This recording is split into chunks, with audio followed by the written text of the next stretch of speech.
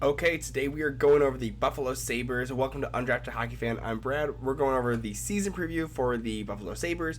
You got the go-ahead right here. One of the best jerseys ever. Honestly, it's probably one of my favorite jerseys. It's not a Red Wings jersey. I'm a big fan of it and everything. So we're going to jump right into it. Let you know what my thoughts are on the season, what I think they're going to have, and kind of go over some of the things that they did this offseason as well, and what may be coming up, because I got a hint. It's interesting they already have two overall picks they drafted. They also signed a third, and they're also might be picking up a fourth first overall draft pick. So let's just jump right into it. So we're going over their cap space. So they have $8 million in cap space. So they have a ton of cap space to do a lot of moves. They also have a lot of their picks too. They have all the first round picks. So this is be a time where they just missed the playoffs.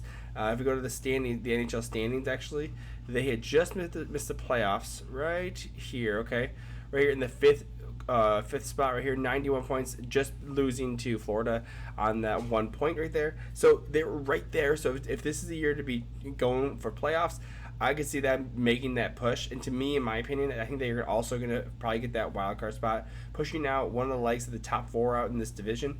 Actually, in my, I don't know, because I also want Pittsburgh to get the fourth wild card spot in the Metro. But I could see, I think Florida's only going to get better. Tampa Bay might get a little bit worse. Boston definitely is going to be much worse, right? There's going to be a lot of points to spare around here, but I definitely think Toronto's going to be top. And Buffalo has a huge chance to be in that playoff spot. So I could see them making it. So let's just jump right into their list. Actually, we'll go over their trade history real quick. They didn't do any trades this past season. They did pick up Jordan Greenway at the trade deadline. It was more of a cap dump for the Wild, because Jordan Greenway has this year and next year. So it's $3 million that they wanted to move off, trading out a second round pick and a fifth round pick, as well as trade. And then the Buffalo Sabres also cap dumping Ilya Lyubushkin, getting a fourth round pick back for that. So it's a good trade in my opinion. I think there's so much with Lyubushkin because he plays the right wing or the right D. There was not a lot of space for a guy like him. And also Jordan Greenway, by the way, we just talked about this trade. Jordan Greenway just needs a second chance, in my opinion. So we'll see. And if not, you can just keep bumping down lineup. But a guy who's 6'6", 225 pounds, yeah, you don't mind a guy that's that big. So again, not a huge point producer, 11 points in 62 games.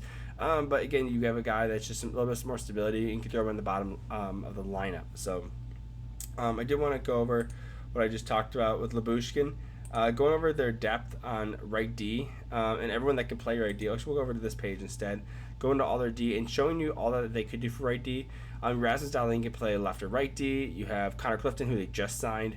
Erik Johnson, who they just signed as well. And again, that is that third first overall pick. And again, we'll talk about that fourth one in just a minute.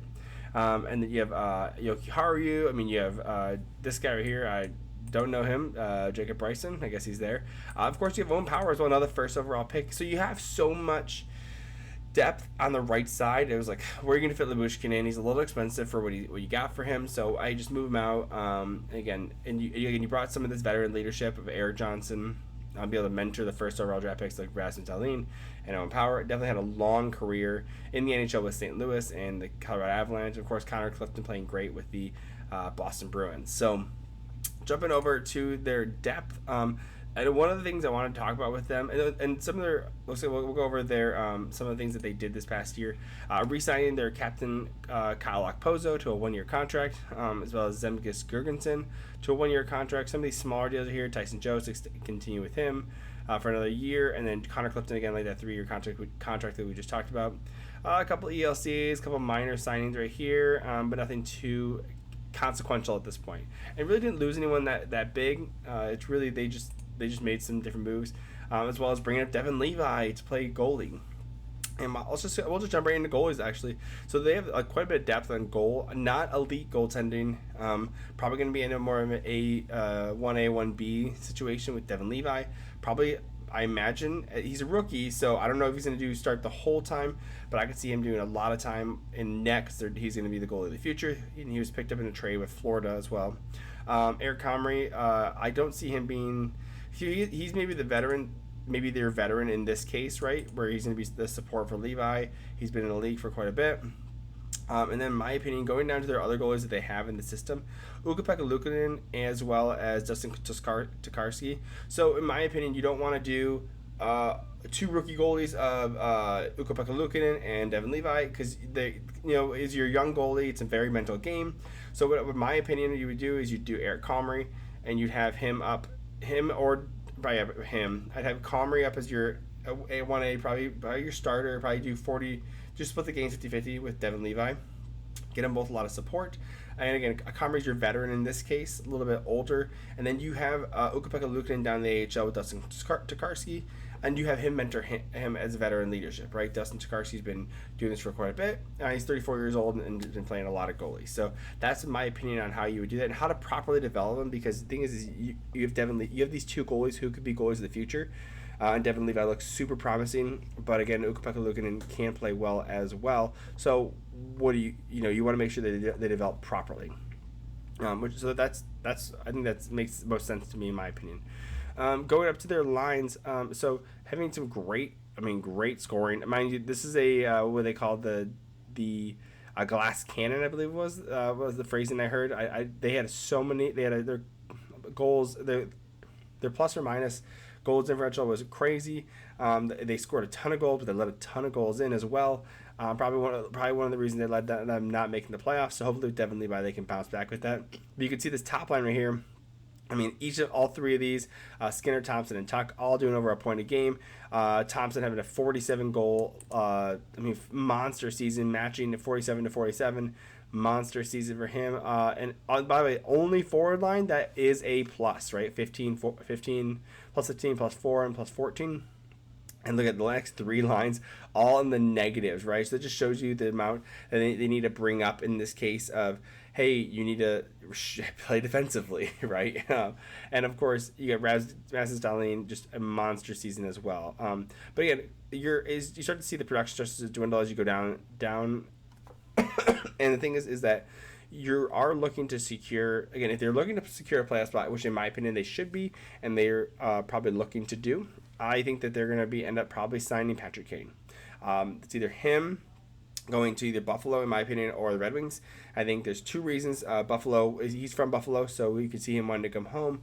And of course, they are in playoff contention, right? They're potentially, if he's potentially one of those pieces that they need to get over that hump, I could see him doing that because, he's Patrick Kane, right? He's played phenomenal, right? If you jump over to his stat sheets, you could see in a terrible Chicago team, 23 in the 22-23 season, 45 points, 54 games, and with the New York Rangers, 12 points, 15 games, and then of course 6 and 7 in the playoffs. So played very well still. Maybe not as well in the regular season with the New York Rangers, but still played extremely well. Or also wanting to play with Detroit Red Wings Alex DeBrincat, who just got traded there this past offseason. So I could see him either going to either one of those. But in my opinion, the Red Wings are a little stacked on depth. I don't think that would make sense for Patrick Kane to play with the Red Wings. And I don't think Steve Yzerman would do that and bring him and pay him the amount of money that he is needed.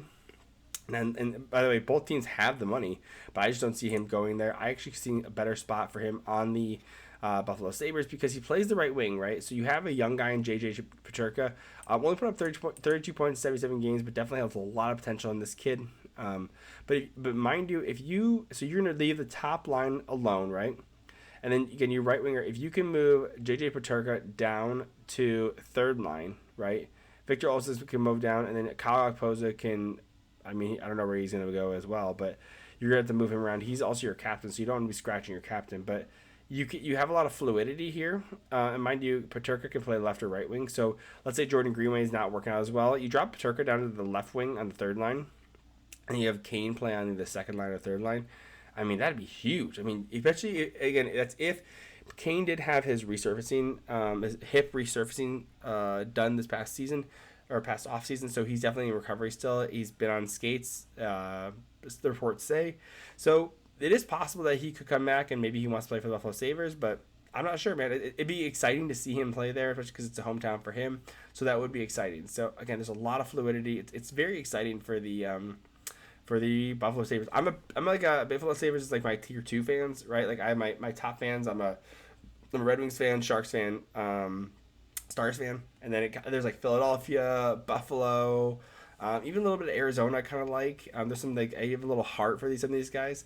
You want to see them succeed. And Buffalo's one of the ones I'd like to see succeed, even though they are in the Atlantic Division, right? So Again, going to the defense, you have a great defense in Rasmus Dahlin. I mean, honestly, he's probably going to be in Norris voting every year till he retires. But he's actually looking at getting a big contract. There's talks about getting $10.5 million for his contract, which would be a wild amount of money, but probably appropriate. And if mind you, 8 years, he's 23 now. It takes him to he's 31. I mean, that'd be sick. That'd be so sweet. Honestly, a great deal. That's probably going to look. I mean, it's not going to look as great at the start, right? But I think afterwards, after a couple of years, you're going to be like, wow, this guy is definitely worth it. So, T. Samuelson, of course, playing that great defensive game. It might be a little high for his contract, but again, if he plays well with Samuelson or Dahlin, let him ride, right? Owen Power, really starting to break out into his roles as the second PP. Yokiharu, I mean, so there's a lot of good depth here. I think signing Eric Johnson and Connor Clifton good to kind of shore up that veteran leadership. You got Clifton for a little bit, right? And Eric Johnson again, first overall pick, right? So that's the crazy thing is that, like, to me, like, you can probably potentially get Patrick Kane first overall, Eric Johnson first overall, Rasmus Dahlin first overall, and Owen Power first overall. Again, maybe if a guy plays 20 years in the league, right? If the oldest players, right, plays 20 years in the league, I think that's like Brent Burns right now, or maybe like something like that. If he starts at 18 and he's 38, that's 20 years in the league. There's only 20 first overalls, right? And for a team potentially to have the opportunity to have 4 first overalls, that'd be crazy in my opinion. I still think it's crazy when teams have more than one first overall. Because there's so many teams that don't, right? Like, I'm biased, but like, look at the Red Wings. They haven't had a first overall since like the 1960s or something like that. It's just crazy. Same with the Sharks, I believe, as well. Like, so there's just some teams that just don't have that opportunity to draft that well. And very fortunate for Buffalo. I'm a little bitter, right? Be honest, right? But I'm very happy for Buffalo. So let me know what your thoughts are on this. Like I said, you guys have a huge year. I could definitely see you sneaking into that wild card spot. I do see someone dropping out potentially, right? I'm not betting on it, right? But I could definitely see them. They're definitely gonna be fighting for a wild card spot to the last game, just like they did this past year. And maybe it is maybe it's like the Tampa Bay Lightning, or maybe it's like the Florida Panthers. Maybe it's the Boston Bruins. I don't think it's Toronto. Toronto's too good at this point. But maybe Boston just slips it, man. We just don't know what's gonna happen. But let me know what your thoughts are. Where do you think they're gonna fall? Hit like, subscribe, comment, say what's up, and I'll talk to you soon, man. Appreciate it. Love you.